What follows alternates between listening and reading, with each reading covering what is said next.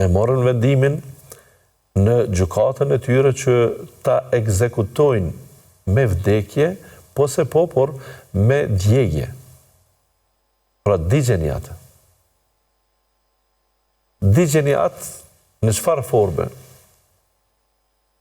Digjeni atë duke sjell ju drunj nga më të ndryshmit.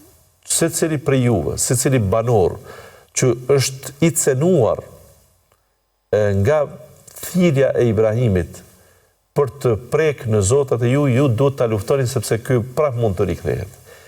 Për të mos e dënuar ne këtë, e pastaj këtë të ngjallet në burg, ose të avancohet në burg, ose të bëhet më i famshëm nëse përzihet dhe largohet pra nga vendi, atëherë më mirë është ne këtë njeri ta djegim krejt dhe ta eliminojmë thirrjen e tij, pra edhe t'japim mësim këtij dhe të tjerëve që mund të kenë mendime të tilla më pastaj.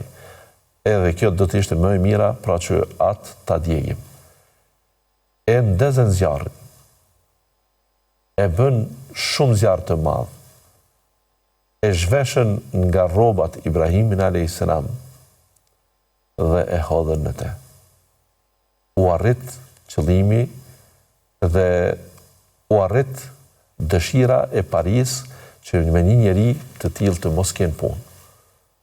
Ama ata harruan ose nuk e ditën fare, se kanë bëjnë me një thirrje të fuqishme.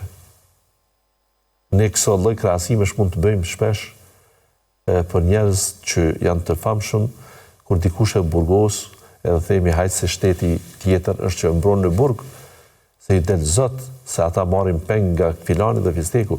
Këtu tash nuk kemi të bëjmë hiç me njohuri dhe me raportet të shteteve mike dhe armike.